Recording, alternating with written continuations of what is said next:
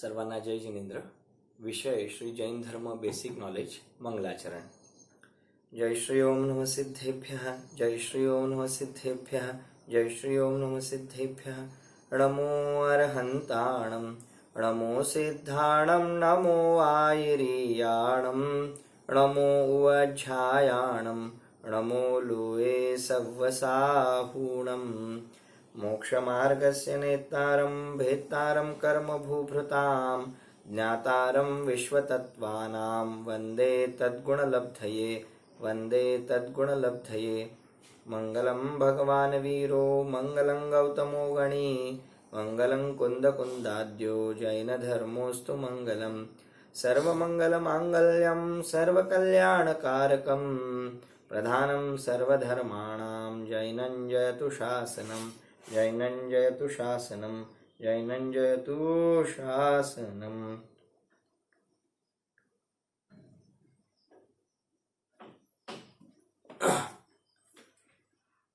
या विशेष अशा स्वाध्यायांतर्गत आपण काही बेसिक संकल्पनांचा येथे अभ्यास करीत आहोत.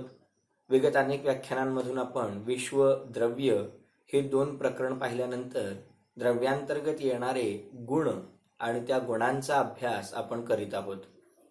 आपण एकूण आतापर्यंत 38 प्रश्न पाहिलेले आहेत आणि आज आपण 39व्या प्रश्नापासून प्रारंभ करूया. सुरुवात करूया. कोणतीही प्रस्तावना आपण न करता आपण डायरेक्ट आपण विषयाला प्रारंभ करूया. त्याच्यामध्ये प्रश्न क्रमांक आहे 39 आणि प्रश्न आहे गुणांचे द्रव्यामध्ये काय स्थान आहे. गुणांचे द्रव्यामध्ये काय स्थान आहे. आपण गुण आणि द्रव्यामध्ये कोणत्या अपेक्षेने अंतर आहे ते मागच्या प्रश्नामध्ये पाहिलं होतं.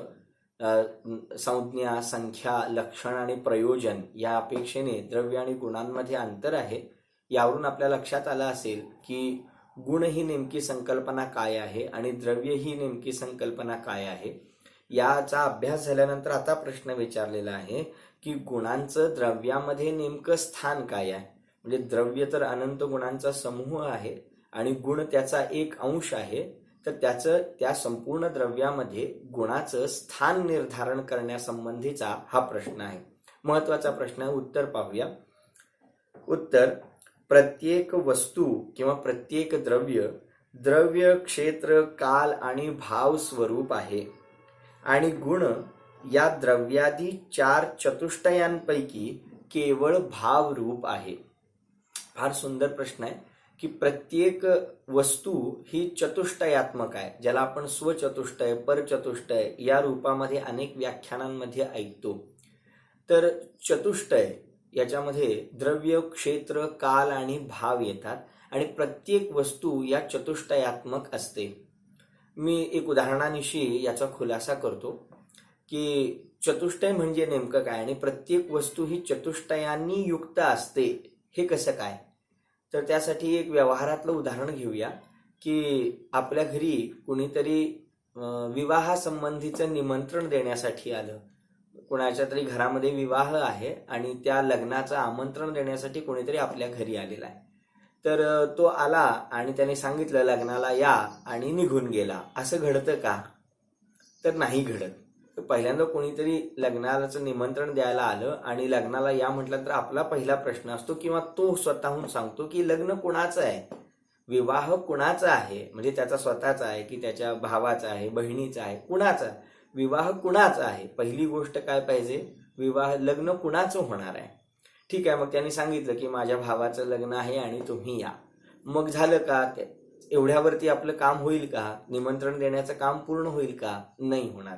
तर लग्न कोणाचं आहे ते समजलं, पण ते लग्न कुठं आहे म्हणजे ती जागा की जिथे विवाहाचा कार्यक्रम होणार आहे ती जागा कुठे आहे, तर त्याचं क्षेत्र ती कुठे आहे ते सांगणं आवश्यक आहे.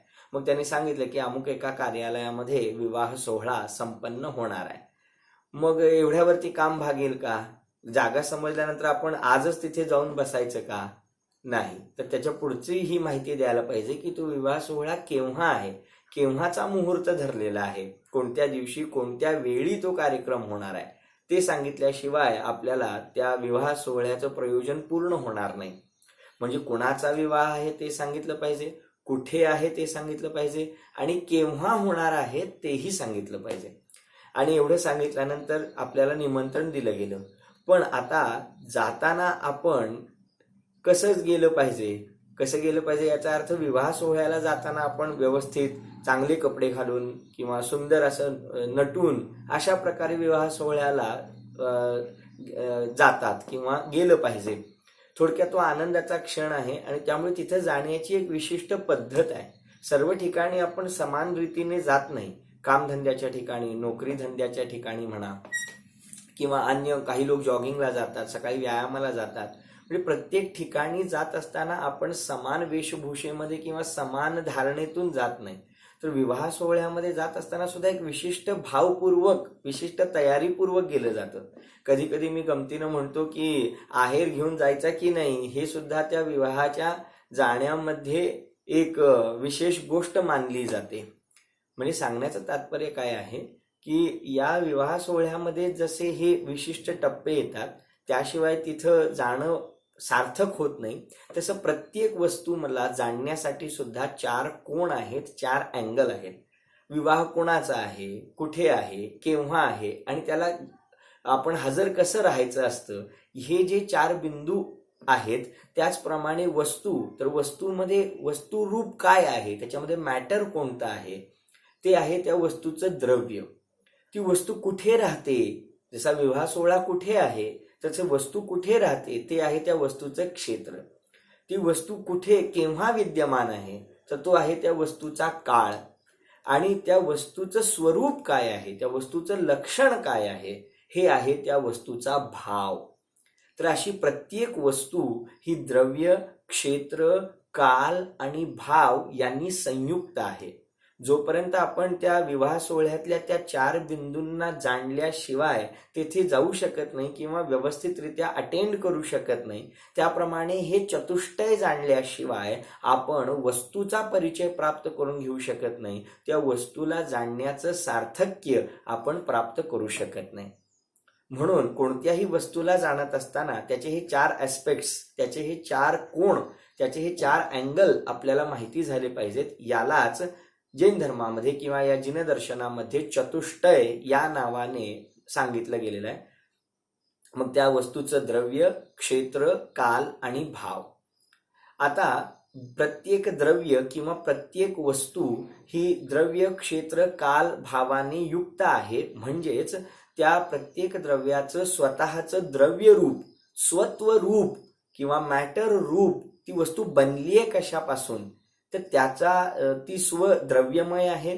त्या वस्तूचं क्षेत्र आहे म्हणजे त्या प्रत्येक द्रव्याला स्वक्षेत्र आहे, प्रत्येक द्रव्याला स्वकाल आहे आणि प्रत्येक द्रव्याचं स्वरूप निश्चित आहे. म्हणून त्या प्रत्येक वस्तूचा स्वभाव आहे. आता प्रत्येक वस्तू स्वचतुष्टयात्मक आहे हे सिद्ध झालं. आता द्रव्यामध्ये येणारे गुण, हे गुण या चतुष्टयांपैकी कुठे येतात, तर वस्तूचे, द्रव्याचे जे 4 बिंदू सांगितले, तर गुण द्रव्यरूप नाही आहेत, गुण क्षेत्ररूप नाही आहेत, गुण कालरूप नाही आहेत, तर गुण भावरूप आहेत, असं या प्रश्नाच्या उत्तरामध्ये सांगायचं आहे. मी पुन्हा एकदा प्रश्न आणि उत्तर वाचतो. प्रश्न क्रमांक 39, गुणांचे द्रव्यामध्ये काय स्थान आहे? उत्तर, प्रत्येक द्रव्य द्रव्य, क्षेत्र, काल आणि भाव रूप आहे. आता इथे 2 वेळा द्रव्य शब्द आलाय. पहिला द्रव्य शब्द आहे तो वस्तू या अर्थामध्ये आणि दुसरा द्रव्य शब्द आला आहे तो चतुष्टय या स्वरूपामध्ये. हा फरक आपण लक्षात घ्यावा. प्रत्येक द्रव्य द्रव्य, क्षेत्र, काल आणि भाव या चतुष्टय रूप आहे आणि गुण हे त्या चतुष्टयांपैकी केवळ भावरूप आहेत. म्हणजे शेवटचा जो भाव होता त्या भाव स्वरूप आहेत, हे आपण इथं लक्षात घ्यावं. तर अशा प्रकारे हा 39 क्रमांकाचा प्रश्न इथे पूर्ण झाला. प्रश्न क्रमांक 40, गुणांचा कर्ता कोण आहे? गुणांना कोणी बनवलं? या गुणांचा कर्ता कोण आहे? उत्तर, द्रव्याप्रमाणे गुण देखील अनादि अनंत व अकृत्रिम आहेत. म्हणून गुणांचा कर्ता कोणीही नाही. ते गुण स्वयंभू स्वतः सिद्ध आहेत. आता याचा खुलासा फारसा करण्याची आवश्यकता नाही, कारण विश्व जसं अनादी अनंत आहे, द्रव्य जसं अनादी अनंत आहे, त्याचप्रमाणे गुण देखील अनादी अनंत राहणारे आहेत. विश्वाचा करता धरता हरता कोणी नाही, म्हणून द्रव्याचा करता धरता हरता कोणी नाही. त्याचप्रमाणे या गुणांचा देखील करता धरता हरता कुणीही नाही. विश्व स्वतः सिद्ध आहे, कुणीही बनवलेलं नाही. द्रव्य देखील स्वतः सिद्ध आहेत, कोणीही बनवलेले नाहीत. त्याचप्रमाणे हे गुण सुद्धा स्वतः सिद्ध आहेत, यांना कोणीही बनवलेलं नाही. हे गुण स्वयंभू आहेत, स्वतः भू म्हणजे असणे, स्वयंभू स्वतःमुळेच आहेत. हे गुण दुसऱ्यांनी बनवलेले किंवा यांचं अस्तित्व कोणत्याही परामुळे नाहीये, असा हा खुलासा इथे झाला. मी पुन्हा एकदा वाचून पुढच्या प्रश्नाकडे वळतो. प्रश्न क्रमांक 40, गुणांचा कर्ता कोण आहे? उत्तर, द्रव्याप्रमाणे गुण देखील अनादी अनंत राहणारे आणि अकृत्रिम आहेत, म्हणून गुणांचा कर्ता कोणीही नाही. गुण स्वयंभू आणि स्वतः सिद्ध आहेत. पुढचा प्रश्न क्रमांक 41, तत्वार्थ सूत्रामध्ये गुणाला निर्गुण का म्हटले आहे? फार सुंदर प्रश्न आहे. तत्वार्थ सूत्रामध्ये गुणाला निर्गुण असे का म्हटले आहे? तत्वार्थ सूत्र नावाचा ग्रंथ उमास्वामी आचार्यांनी रचलेला आहे आणि त्या ग्रंथामध्ये ते असं म्हणतात की द्रव्याश्रया निर्गुणा गुणाहा असं एक सूत्र येतं की जे गुणांचं स्वरूप सांगणार आहे. गुण कसे आहेत? तर द्रव्याश्रया म्हणजे द्रव्याच्या आश्रयाने राहणारे आहेत. हे पाहिलंय आपण की गुणांच्या समूहालाच द्रव्य म्हणतात आणि द्रव्य आणि गुणांमध्ये आधार आधेय संबंध आहे. द्रव्य आधार आहे आणि गुण त्याचे आधेय आहेत, म्हणजेच गुण द्रव्याच्या आश्रयाने द्रव्याच्या आधाराने राहतात. हा भाग आपण समजावून घेतलेला आहे. तर मग गुण हे द्रव्याच्या आश्रयाने राहतात, द्रव्याच्या आधाराने राहतात आणि पुढे ते म्हणतात द्रव्याश्रया निर्गुणा गुणाहा. आणि हे गुण द्रव्याच्या आश्रयाने तर राहतातच, पण निर्गुण आहेत. निर्गुण आहेत म्हणजे पुन्हा त्यांच्यामध्ये गुण नाहीत. याचा भाव खूप स्वाध्यायी लोकांना सुद्धा लवकर लक्षात येत नाही, पण तो आज नक्की आपल्या सर्वांना समजून जाईल. याला समजून घेण्याची एक पद्धत आहे किंवा एक पॉइंट आहे त्याच्यामध्ये, तो आपण समजून घ्यावा. आपण जरा मागे जाऊन पाहूया. विश्व कशाला म्हणतात? विश्व कशाला म्हणतात? तर त्याचं उत्तर होतं 6 द्रव्यांच्या समूहाला विश्व म्हणतात.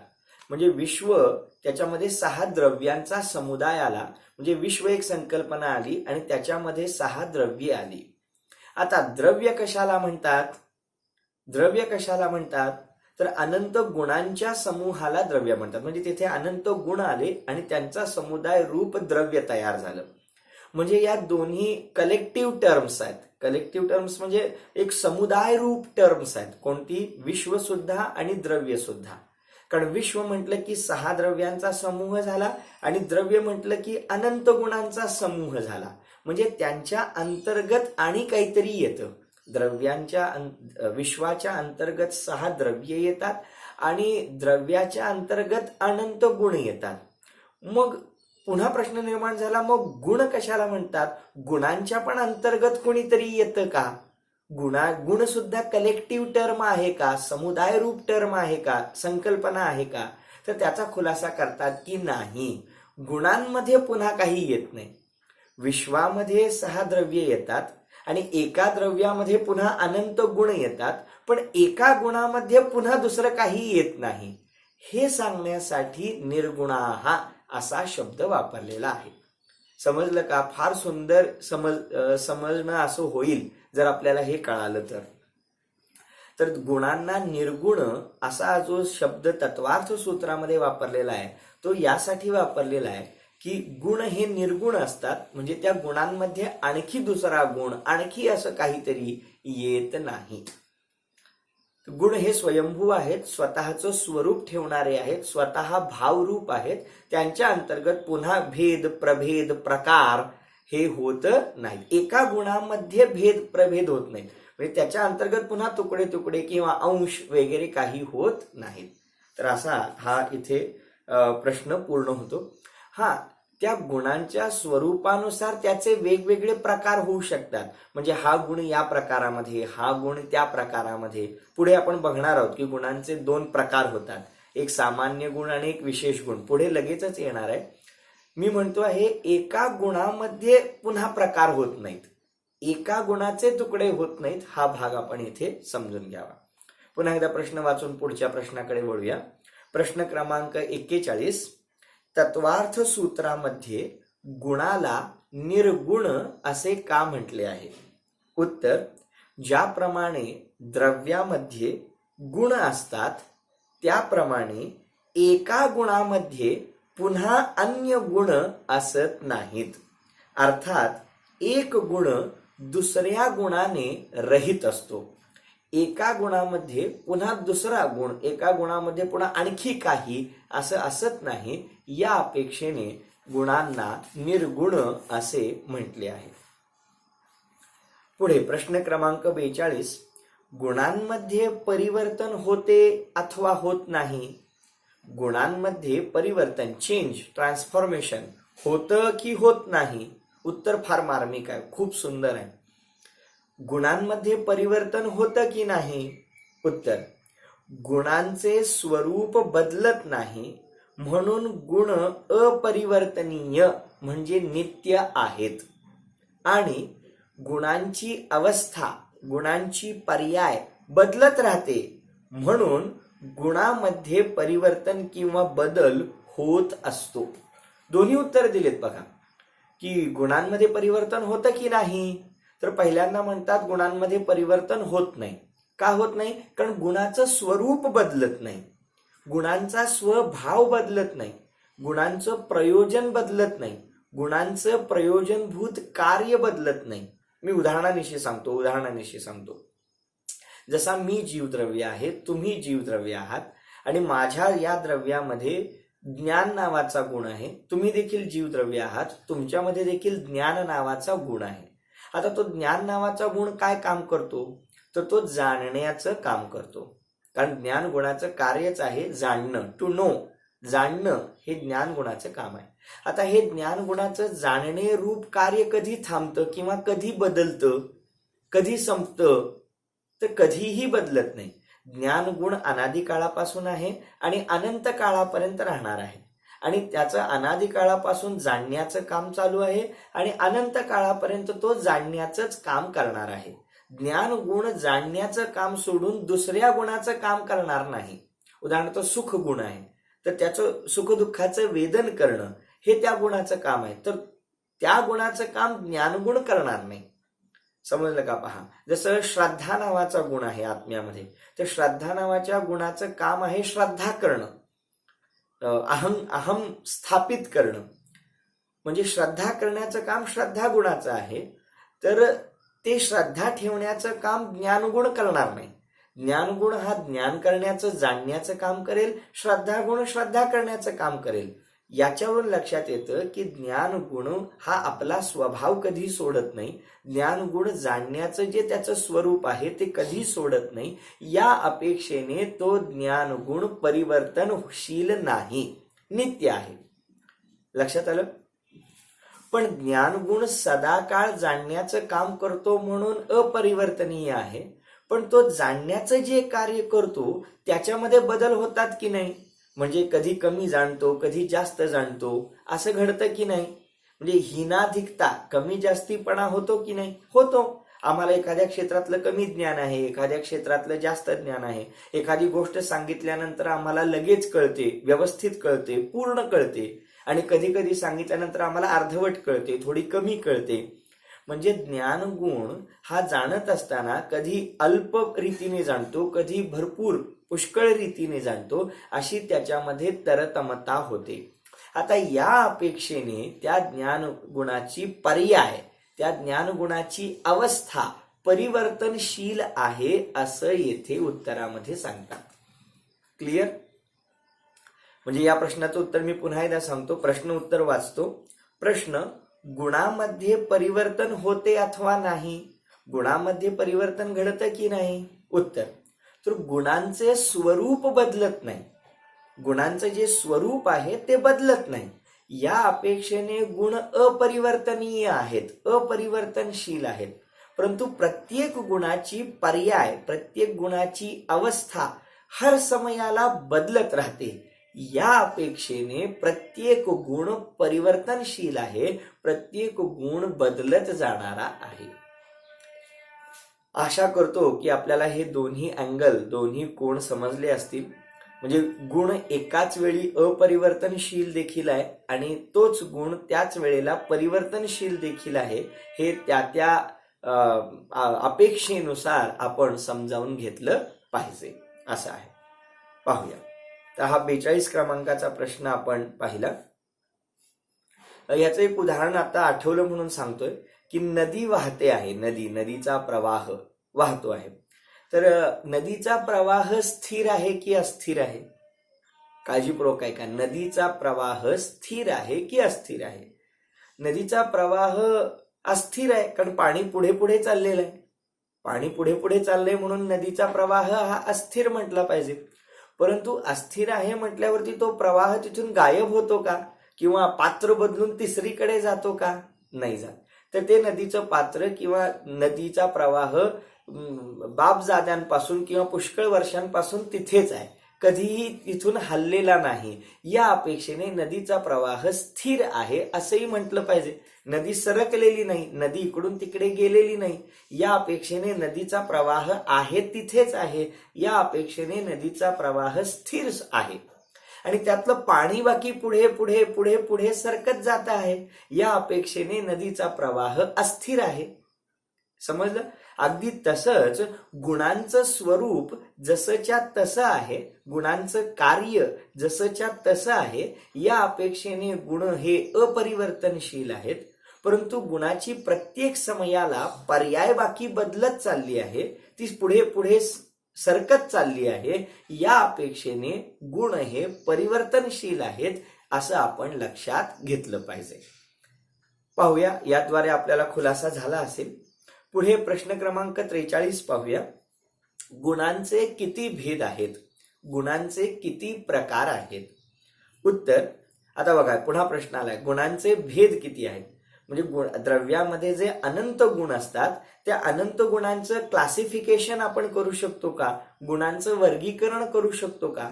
एका गुणात दुसरा गुण नसतो हे पाहिलं, ठीक आहे. परंतु त्या गुणांच्या मध्ये जे अनंत गुण आहेत त्यांचं वर्गीकरण करू शकतो का वेगवेगळ्या कॅटेगरीनुसार? तर म्हणतात हो, गुणांचं वर्गीकरण करता येतं. ते गुणांचे 2 भेद आहेत, गुणांचे 2 प्रकार आहेत. पहिला सामान्य गुण आणि दुसरा विशेष गुण. पहिला सामान्य गुण आणि दुसरा विशेष गुण. लगेच मनामध्ये प्रश्न निर्माण होतो की सामान्य गुण म्हणजे काय असतं, विशेष गुण काय असतं? तर ते पुढच्या प्रश्नामध्ये पाहूया. प्रश्न क्रमांक 44. सामान्य गुण कशाला म्हणतात? प्रश्न आहे, गुणांचे 2 भेद होते, एक सामान्य गुण, एक विशेष गुण.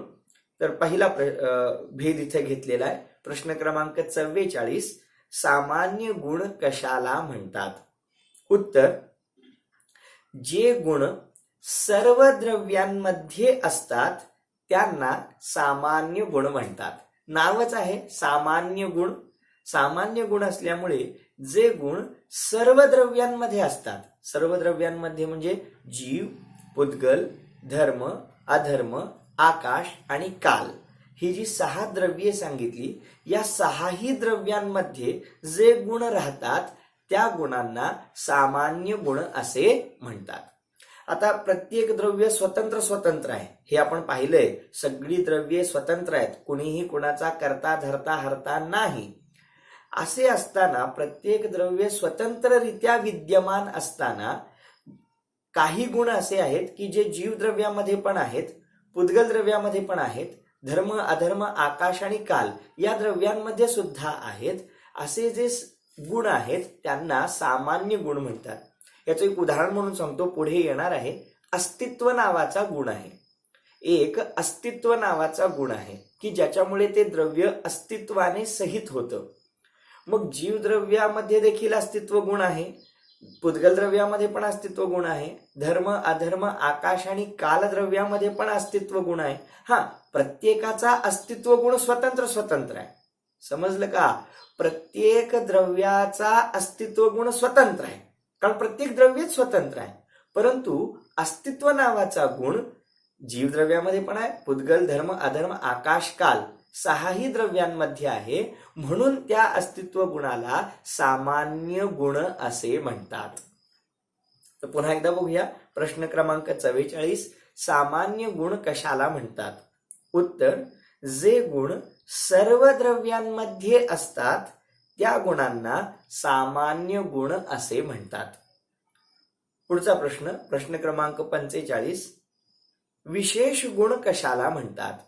विशेष गुण कशाला म्हणतात? दुसरा प्रकार, विशेष गुण. उत्तर, जे गुण सर्व द्रव्यांमध्ये न राहता आपापल्या द्रव्यात राहतात किंवा असतात त्यांना विशेष गुण म्हणतात. बरोबर, सामान्य गुणाच्या विपरीत यांचं स्वरूप आहे की जे गुण 6ही द्रव्यांमध्ये म्हणजे सर्व द्रव्यांमध्ये न राहता केवळ आपापल्या द्रव्यांमध्ये राहतात त्यांना विशेष गुण म्हणतात. उदाहरणार्थ, आताच आपण चर्चा केलेला जीव द्रव्यामध्ये असलेला ज्ञान गुण. आता ज्ञान गुणाचं काम आहे जाणणं. तर जीव द्रव्यामध्ये ज्ञान गुण आहे, पहिला जीव द्रव्य त्याच्यामध्ये ज्ञान गुण आहे. पण काय तो ज्ञान गुण पुद्गल द्रव्यामध्ये आहे? धर्म अधर्म आकाश आणि काल द्रव्यामध्ये आहे? नाहीये. कारण जीव द्रव्यच जाणू शकतो. पुद्गल द्रव्य या वस्तू, नॉन लिव्हिंग थिंग्स, ह्या निर्जीव वस्तू या जाणू शकत नाही, कारण त्यांच्यामध्ये ज्ञान नावाचा गुण नाहीये. याचाच अर्थ हा झाला की ज्ञान नावाचा जो गुण आहे तो सर्व जीव द्रव्यांमध्ये आहे, परंतु पुद्गल धर्म अधर्म आणि आकाश आणि काल या बाकीच्या 5 द्रव्यांमध्ये नाहीये. म्हणून त्या ज्ञान गुणाला विशेष गुण असं म्हटलेलं आहे, कारण तो विशेष गुण ज्या त्या द्रव्यामध्ये असतो परंतु इतर द्रव्यांमध्ये नसतो. समजलं? आणि या उलट जे गुण सर्व द्रव्यांमध्ये असतात त्यांना सामान्य गुण म्हणतात, आणि जे गुण सर्व द्रव्यांमध्ये नसतात परंतु आपापल्या द्रव्यांमध्ये असतात, जीव पुद्गल धर्म अधर्म आकाश काल या आपापल्या द्रव्यांमध्ये असतात, अशा गुणांना विशेष गुण असे म्हणतात. पुढे यांची चर्चा विस्ताराने येणार आहे. पुढे प्रश्न क्रमांक 46. सामान्य गुण किती आहेत? सामान्य गुण किती आहेत? उत्तर, सामान्य गुण अनंत आहेत. मी थोडासा खुलासा करतो. सामान्य गुण देखील अनंत असतात. एका द्रव्यामध्ये सामान्य गुण देखील अनंत असतात आणि विशेष गुण देखील अनंत असतात, आणि दोन्ही मिळून सुद्धा अनंतच असतात. आणि एका द्रव्यामध्ये किती अनंत गुण असतात हे मागे आपण प्रश्नोत्तरांमध्ये पाहिलेलं आहे. आपण ते जरूर लक्षात ठेवावं. तर एका द्रव्यामध्ये सामान्य गुण किती असतात? उत्तर, सामान्य गुण अनंत असतात, परंतु त्यामध्ये मुख्य 6 आहेत. सामान्य गुण अनंत असतात, परंतु त्यामध्ये देखील 6 सामान्य गुण फार महत्वाचे किंवा मुख्य आहेत, ज्यांचं वर्णन केवळ ज्ञानी भगवंतांनी सांगितलेलं आहे. तर त्यातले 6 आहेत. तुम्ही म्हणाल मग अनंत सामान्य गुण असतील तर 6च का सांगितले? बाबा रे, अनंत गुण आहेत ते अनंत गुणांना कसं सांगणार? आणि अनंत गुणांना धारण करण्याची शक्ती आपल्या क्षयोक्षम ज्ञानामध्ये नाहीये. आणि याकरिता जीवाच्या कल्याणासाठी उपयोगी, जीवाला सुखी होण्यासाठी कारणभूत असे जे 6 सामान्य गुण आहेत त्यांचीच चर्चा जिनागमामध्ये मुख्यत्वाने आलेली आहे. कारण दोन्ही कारणं सांगितली की अनंताचं बखान होऊ शकत नाही, अनंताचं वर्णन होऊ शकत नाही, पहिली गोष्ट. आणि दुसरी गोष्ट, अनंताला सांगितलं जरी गेलं तरी धारण करण्याची ज्ञानामध्ये क्षमता आपल्यामध्ये सध्या विद्यमान नाहीये. या कारणास्तव सामान्य गुण अनंत असले तरी देखील त्यांच्यापैकी 6 मुख्य गुणांचं वर्णन जिनागमामध्ये आलेलं आहे. प्रश्न क्रमांक 46. सामान्य गुण किती आहेत? उत्तर, सामान्य गुण अनंत आहेत, परंतु त्यात मुख्य 6 आहेत. 1 अस्तित्व, 2 वस्तुत्व, 3 द्रव्यत्व, 4 प्रमेयत्व, 5 अगुरु लघुत्व आणि 6 प्रदेशत्व. मी आता प्रत्येक गुणाचं, सामान्य गुणाचं नाव 2-2 वेळा उच्चारतो आहे. अस्तित्व, अस्तित्व, वस्तुत्व, वस्तुत्व, द्रव्यत्व, द्रव्यत्व, प्रमेयत्व, प्रमेयत्व, अगुरु लघुत्व, अगुरु लघुत्व आणि 6 प्रदेशत्व, प्रदेशत्व. तर असे 6 सामान्य गुण मुख्य रीतीने सांगितलेले आहेत. आता या 6 सामान्य गुणांचं स्वरूप काय आहे, त्यांना जाणल्याने काय लाभ होतो, याची चर्चा पुढच्या क्रमाने येणारच आहे. म्हणजे अस्तित्व गुण म्हणजे काय, वस्तुत्व गुण म्हणजे काय, द्रव्यत्व गुण म्हणजे काय, हे प्रश्न पुढील रीतीने येणारच आहेत क्रमाने. त्यावेळी आपण त्यांची चर्चा करूया. प्रश्न क्रमांक 47. द्रव्यामध्ये सामान्य गुणाला नाही मानले तर काय हानी होईल. म्हणजे द्रव्यामध्ये 2 प्रकारचे गुण आपण बघितले की एक सामान्य गुण आणि एक विशेष गुण. तर सामान्य गुणांना आपण नाही मानलं, सामान्य गुणांचं अस्तित्व नाही मानलं तर काय अडचण येईल. तर उत्तर सांगतात, द्रव्यामध्ये सामान्य गुणाला नाही मानले तर द्रव्याची सिद्धी होणार नाही. द्रव्याची सिद्धी होणार नाही म्हणजे द्रव्य ही संकल्पना होणार नाही. का होणार नाही, कारण द्रव्य कशाला म्हणतात, अनंत गुणांच्या समूहाला द्रव्य म्हणतात. आणि जर आपण द्रव्यामध्ये गुणांचा सद्भावच मानला नाही, गुणांचं अस्तित्वच मानलं नाही तर द्रव्यच सिद्ध होणार नाही. म्हणजे द्रव्य ही संकल्पनाच सिद्ध होणार नाही, द्रव्य ही संकल्पनाच अस्तित्वात येणार नाही. कारण 6 सामान्य गुणांमधला पहिला गुणच अस्तित्व गुण आहे. आणि तो अस्तित्व नावाचा सामान्य गुण जर आपण मानला नाही, स्वीकारला नाही, तर त्या अस्तित्व गुणाच्या अभावामुळे कोणत्याच द्रव्याचं अस्तित्व सिद्ध करता येणार नाही किंवा ते द्रव्य सिद्ध होणार नाही, त्या द्रव्याचं अस्तित्व प्रूव्ह होणार नाही. यामुळे त्या सामान्य गुणांचं अस्तित्व आपण मानलं पाहिजे, अशा प्रकारे या प्रश्नाच्या उत्तरामध्ये सांगितलं. प्रश्न क्रमांक 47. द्रव्यामध्ये सामान्य गुणाला नाही मानले तर काय होईल. उत्तर, द्रव्यामध्ये सामान्य गुणाला नाही मानले तर द्रव्याची सिद्धी होणार नाही. प्रश्न क्रमांक 48. द्रव्यामध्ये विशेष गुणाला नाही मानले तर काय हानी होईल. द्रव्यामध्ये जे विशेष गुण आहेत त्यांना आपण स्वीकारलं नाही तर काय अडचण येईल. उत्तर, द्रव्यामध्ये आपण विशेष गुणांना नाही मानले तर एक द्रव्य दुसऱ्या द्रव्यापासून भिन्न सिद्ध होणार नाही. सर्व द्रव्ये एकरूप होतील, कारण विशेष गुणांमुळे द्रव्य भिन्न भिन्न जाणण्यात येतात. काय सांगितलं की द्रव्यामध्ये जे विशेष गुण आहेत त्या विशेष गुणांना नाही मानलं तर काय होईल. तर अडचण ही येईल की द्रव्यामध्ये विशेष गुणाला मानलं नाही तर एक द्रव्य दुसऱ्या द्रव्यापासून भिन्न करता येणार नाही. सगळेच गुण कॉमन झाले, सामान्य झाले, तर हे द्रव्य या द्रव्यापासून वेगळं आहे हे कसं सिद्ध करणार. म्हणजे जीव द्रव्यामध्ये पण अस्तित्व आहे आणि पुद्गल द्रव्यामध्ये पण अस्तित्व आहे, दोघांमध्ये अस्तित्व आहे. सगळे सामान्य गुण सगळ्या द्रव्यांमध्ये कॉमन आहेत. मग हे द्रव्य या द्रव्यापासून वेगळं आहे, जीव द्रव्य पुद्गल द्रव्यापासून वेगळं आहे, हे कशावरून सिद्ध करणार. हे सिद्ध होतं त्यामध्ये असलेल्या विशेष गुणांच्या द्वारे. जसं जीवामध्ये ज्ञान नावाचा गुण आहे, त्यामुळे जीव द्रव्य पुद्गल द्रव्यापासून भिन्न झालं. आणि पुद्गल द्रव्यामध्ये ज्ञान नावाचा गुण नाही आहे, परंतु पुद्गल द्रव्यामध्ये स्पर्श, रस, गंध, वर्ण असे विशेष गुण आहेत की ज्यामुळे पुद्गल द्रव्य भिन्न झालं. जीवामध्ये ज्ञान आहे परंतु स्पर्श, रस, गंध, वर्ण नाहीत, आणि पुद्गल द्रव्यामध्ये स्पर्श, रस, गंध, वर्ण आहेत परंतु ज्ञान नाही. अशा गोष्टीमुळे, अशा विशेष गुणांमुळे जीव द्रव्य भिन्न करता आलं आणि पुद्गल द्रव्य भिन्न करता आलं. म्हणजे सामान्य गुण तर सर्व द्रव्यांमध्ये समान रीतीने राहतात, त्यामुळे द्रव्यांची सिद्धी होते. पण विशेष गुणांमुळे जे की विशेष गुण आपापल्या द्रव्यांमध्ये राहतात, इतर द्रव्यांमध्ये राहत नाहीत, यामुळे त्या विशेष गुणांमुळे प्रत्येक द्रव्य स्वतंत्र स्वतंत्र सिद्ध होतं, प्रत्येक द्रव्य दुसऱ्या द्रव्यापासून भिन्न आहे हे आपल्याला ओळखता येतं. जर विशेष गुण नसते तर सगळे द्रव्य पुन्हा एकसारखीच झाली असती, कारण त्यांच्यामधले सामान्य गुण कॉमन होते आणि त्यामुळे जीव, पुद्गल, धर्म, अधर्म, आकाश, काल यांना आपण एकमेकांपासून वेगळे करू शकलो नसतो किंवा त्यांची स्वतंत्र सिद्धी झाली नसती. मग सगळे द्रव्य एक रूपच झाले असते, एक सारखेच झाले असते. यामुळे प्रत्येक द्रव्यामध्ये जे विशेष गुण आहेत त्या विशेष गुणांमुळे प्रत्येक द्रव्य दुसऱ्या द्रव्यांपासून भिन्न भिन्न सिद्ध होतं.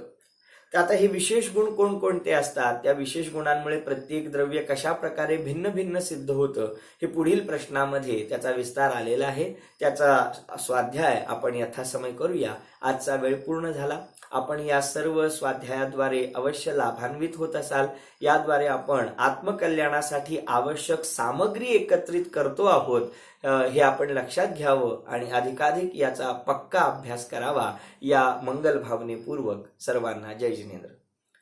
जावाणी के ज्ञान से सूझे लोकालोक, सोवाणी मस्तक नमो सदा देत हूँ ढोक. जय बोलो द्वादशांगमयी जिनवाणी माता की जय हो, जिन धर्म की जय हो.